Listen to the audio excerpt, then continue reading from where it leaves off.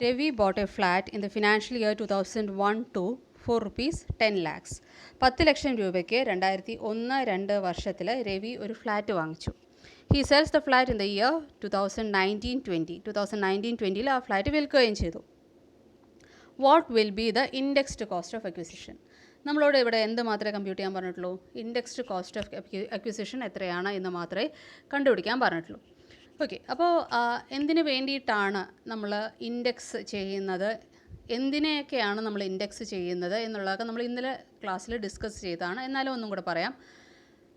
സാധാരണഗതിയിൽ long term capital gain കാണുന്ന സമയത്ത് നമ്മൾ കോസ്റ്റ് ഓഫ് അക്വിസിഷനെയും കോസ്റ്റ് ഓഫ് ഇംപ്രൂവ്മെൻറ്റിനെയും ഇൻഡെക്സ് ചെയ്യാറുണ്ട്. ഇൻഡെക്സ് ചെയ്യുന്നത് എന്തിനു വേണ്ടിയിട്ടാണെന്ന് വെച്ചാൽ കോസ്റ്റ് ഓഫ് ക്യാപിറ്റൽ അസെറ്റ്, അതായത് purchase price of the capital asset, എത്ര രൂപയ്ക്കാണോ ആ അസെറ്റ് പർച്ചേസ് ചെയ്തത് അത് വളരെ കാലം മുമ്പായതുകൊണ്ട് തന്നെ വളരെ കുറവാവാൻ സാധ്യതയുണ്ട്. കാരണം വർഷങ്ങൾക്ക് മുമ്പ് പർച്ചേസ് ചെയ്ത ഒരു ക്യാപിറ്റൽ അസെറ്റാണ്. അപ്പോൾ വർഷങ്ങൾക്ക് മുമ്പ് പർച്ചേസ് ചെയ്ത ക്യാപിറ്റൽ അസെറ്റ് ആയതുകൊണ്ട് തന്നെ അപ്പോഴത്തെ അതിൻ്റെ പർച്ചേസ് പ്രൈസ് എന്ന് പറയുന്നത് വളരെ കുറവായിരിക്കും. എന്നാൽ അതിനുശേഷം നമ്മുടെ ഈ നാണയപ്പെരുപ്പം അല്ലെങ്കിൽ പണപ്പെരുപ്പത്തിൻ്റെ ഒക്കെ ഒരു അല്ലെങ്കിൽ ഇൻഫ്ലേഷൻ അതിൻ്റെയൊക്കെ ഒരു കാരണം കൊണ്ട് തന്നെ ഈ ഒരു അസറ്റിൻ്റെ പ്രൈസ് കൂടാനുള്ള സാധ്യതയുണ്ട്. അപ്പോൾ നമ്മളത് പിന്നീട് വിൽക്കുമ്പോൾ, ഒരു സബ്സിക്വൻറ്റ് ഇയേഴ്സിൽ നമ്മളത് വിൽക്കുമ്പോൾ അതിൻ്റെ സെയിൽസ് പ്രൈസ് വളരെ കൂടാൻ സാധ്യതയുണ്ട്. അങ്ങനെ സെയിൽസ് പ്രൈസ് വളരെ കൂടുതലും പർച്ചേസ് പ്രൈസ് വളരെ കുറവും ആവാനുള്ളൊരു സാധ്യത ഈ ലോങ് ടേം ക്യാപിറ്റൽ അസറ്റിൻ്റെ കേസിൽ ഉണ്ടാവും. ഒന്നുകൂടെ പറയാം. സെയിൽസ് പ്രൈസ് വളരെ കൂടുതലും എന്നാൽ പർച്ചേസ് പ്രൈസ് വളരെ കാലം മുമ്പ് പർച്ചേസ് ചെയ്തുകൊണ്ട് തന്നെ പർച്ചേസ് പ്രൈസ് ആ സമയത്തെ കോസ്റ്റ് ആയിരിക്കും. അപ്പോൾ അതുകൊണ്ട് തന്നെ നമ്മളെപ്പോഴും ഹിസ്റ്റോറിക്കൽ പ്രൈസിങ്ങിലാണ് നമ്മൾ എന്ത് ചെയ്യാറ്, നമ്മുടെ റെക്കോർഡ്സൊക്കെ മെയിൻറ്റെയിൻ ചെയ്യാറ്. അപ്പോൾ റെക്കോർഡ് പ്രകാരം കോസ്റ്റ് ഓഫ് അക്വിസിഷൻ അല്ലെങ്കിൽ പർച്ചേസ് പ്രൈസ് എത്രയാണ് എന്ന് നോക്കിക്കഴിഞ്ഞാൽ വളരെ പഴയൊരു എമൗണ്ട് അല്ലെങ്കിൽ ആ സമയത്തെ പർച്ചേസ് പ്രൈസ് ആയിരിക്കും നമ്മുടെ കയ്യിൽ ഉണ്ടാവുക. അപ്പോൾ പർച്ചേസ് പ്രൈസ് വളരെ കുറവും സെയിൽസ് പ്രൈസ് വളരെ കൂടുതലും ആയതുകൊണ്ട് തന്നെ നമ്മൾ സെയിൽസ് മൈനസ് പർച്ചേസ് പ്രൈസാണ് ചെയ്യുക, അല്ലേ?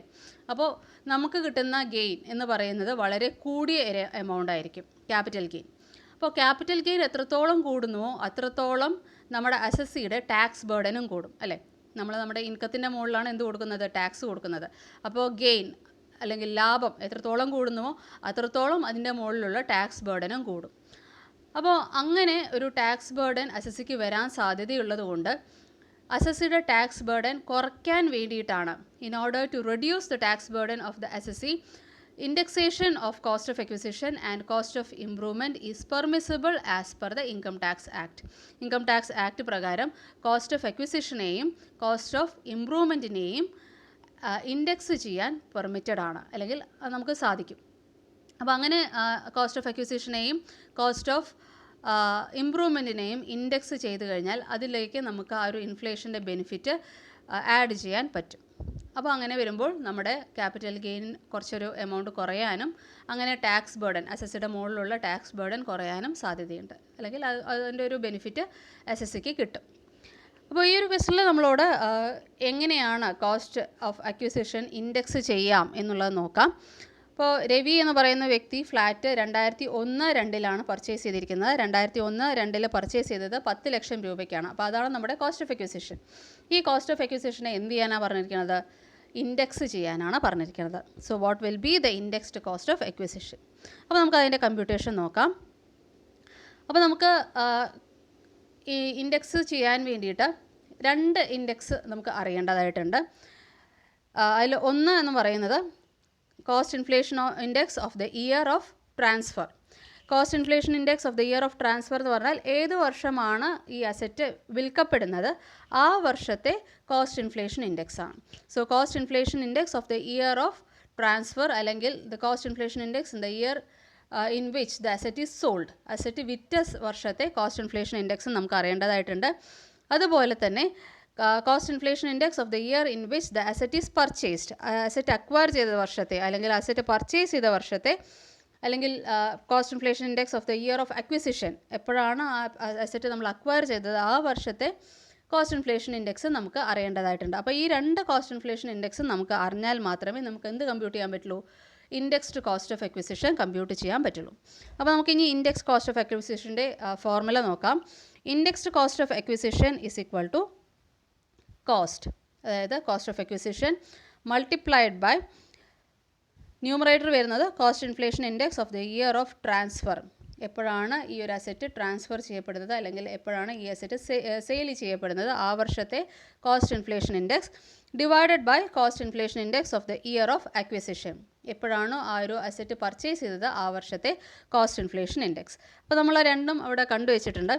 ആക്ച്വലി ഈ രണ്ട് കോസ്റ്റ് ഇൻഫ്ലേഷൻ ഇൻഡെക്സും നമ്മൾ മനപ്പാടാക്കി വെക്കേണ്ട ഒരു ആവശ്യമുണ്ട്. കാരണം എന്താണെന്ന് വെച്ചാൽ ബേസ് ഇയറിലെ കോസ്റ്റ് ഇൻഫ്ലേഷൻ ഇൻഡെക്സും അതുപോലെ നമ്മുടെ പ്രീവിയസ് ഇയറിലെ കോസ്റ്റ് ഇൻഫ്ലേഷൻ ഇൻഡെക്സും നമ്മളെപ്പോഴും മനപ്പാടാക്കി വെക്കണം. ബാക്കി എല്ലാ വർഷത്തെയും കോസ്റ്റ് ഇൻഫ്ലേഷൻ ഇൻഡെക്സ് നമ്മുടെ ക്വസ്റ്റ്യൻ പേപ്പറിൽ തരും. എന്നാൽ ബേസ് ഇയറിലെ അതായത് 2001-2 വർഷത്തെ കോസ്റ്റ് ഇൻഫ്ലേഷൻ ഇൻഡെക്സും അതുപോലെ തന്നെ നമ്മുടെ പ്രീവിയസ് ഇയറിലെ 2019-20 വർഷത്തെ കോസ്റ്റ് ഇൻഫ്ലേഷൻ ഇൻഡെക്സ് നമ്മൾ മനപ്പാടം ആക്കി വെക്കുന്നതാണ് നല്ലത്. കാരണം അത് ക്വസ്റ്റ്യൻ പേപ്പറിൽ ഉണ്ടാവാനുള്ള സാധ്യത കുറവാണ്. അപ്പോൾ 2001-2 ആണ് നമ്മുടെ ബേസ് ഇയർ.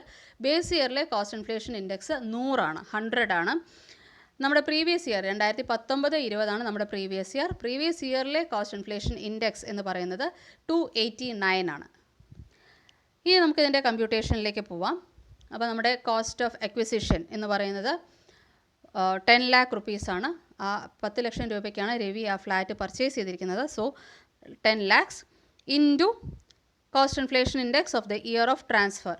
എപ്പോഴാണ് ആ ഒരു അസറ്റ് വിറ്റിരിക്കുന്നത് ആ വർഷത്തെ കോസ്റ്റ് ഇൻഫ്ലേഷൻ ഇൻഡെക്സ്. അപ്പോൾ പ്രീവിയസ് ഇയറിലാണ് ഈ ഒരു അസറ്റ് വിറ്റിരിക്കുന്നത്. He sells the flat in the financial year 2019-20. Previous ഇയറിലാണ് വിറ്റിരിക്കുന്നത്. അപ്പോൾ പ്രീവിയസ് ഇയറിലെ cost inflation index 289 divided by cost inflation of index of the year of acquisition. ക്വസ്റ്റനിൽ തന്നിട്ടുണ്ട് Ravi boat the flat in the financial year 2001-2 purchase ചെയ്ത അസറ്റാണ്. അപ്പോൾ 2001-2 ആണ് നമ്മുടെ ഇയർ ഓഫ് അക്വിസിഷൻ. അപ്പോൾ ഇയർ ഓഫ് അക്വിസിഷനിലെ കോസ്റ്റ് ഇൻഫ്ലേഷൻ ഇൻഡെക്സ് എന്ന് പറയുന്നത് 100 ആണ്.